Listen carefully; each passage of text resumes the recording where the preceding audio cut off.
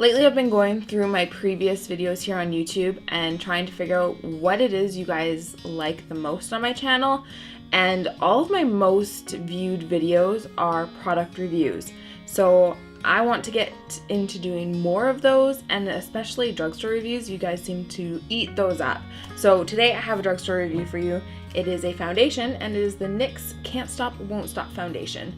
Now, I actually went to London Drugs yesterday looking for the Makeup Revolution Conceal and Perfect foundation, I think, or something like that. The new Makeup Revolution foundation, which I've seen people use in the States, but apparently we don't have it here yet, which was a bummer because I've heard really good things about it. But when I was there, I realized I hadn't tried the NYX Can't Stop Won't Stop foundation, so I figured I'd give that a try because I've heard good things about this as well. I picked up the shade Light Porcelain. Yes, there is a light porcelain because, you know, porcelain's not fair enough. And actually there was one shade even paler than this, and it was called Pale, which seemed fitting for me, but when I compared it to other foundations where I knew my color, it actually seemed like it was going to be too light for me, which I know, shocker, there's a foundation that could be too light for me. Who knows, it might actually be perfect for me, but this is the one that I picked up because it looks like it'll match me. Actually, it's even a little bit paler than my L'Oreal Infallible Fresh Wear. I think it should be okay. So I'm just going to hop right into this video. This is a full coverage, up to 24-hour matte finish foundation. That's really all it says on here. And it's got a pump. Okay, so I'm just going to get right into it. I'm going to put my hair up. As always, when I review a foundation, I like to put half on with a beauty blender and half on with a brush to see which one performs better.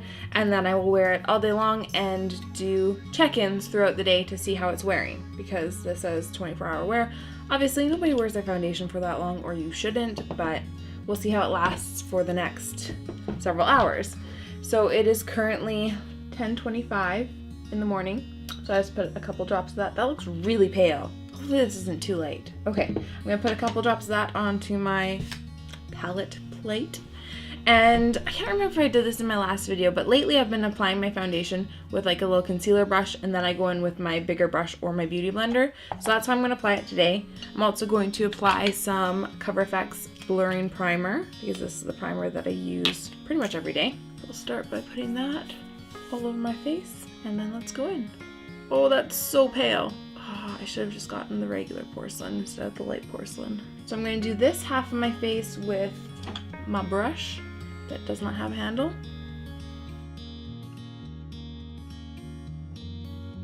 That is really light. Oh no. Oh no, oh no. First things first, this says full coverage. Right there. That is not full coverage. I can see every little tiny spot on my face. Hopefully this is buildable. We're gonna try another layer over this area because I can still see basically everything on my skin, and that just makes me look even paler.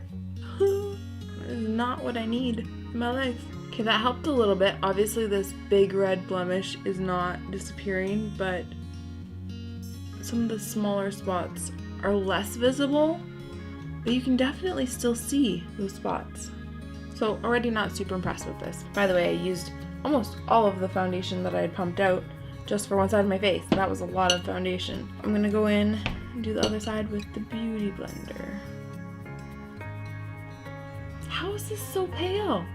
Like I'm really pale, you guys. But this is like a whole new level of pale. And like we're in the middle of winter, so I definitely don't have any color in my face. So I know I didn't have as much redness on this side, but even still you can see little spots. And this is not sitting on my face nicely. It looks crusty. I am really bummed about this. I was really looking forward to this foundation. I'd heard good things about it. Okay, I definitely like the application with a beauty blender better. I feel like it sinks into my skin a bit more.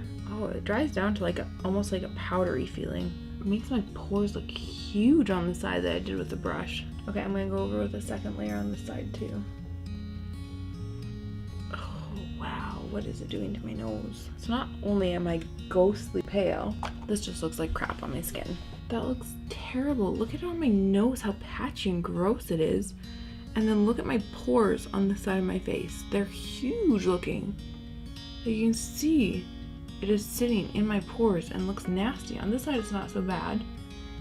even then, it just looks gross.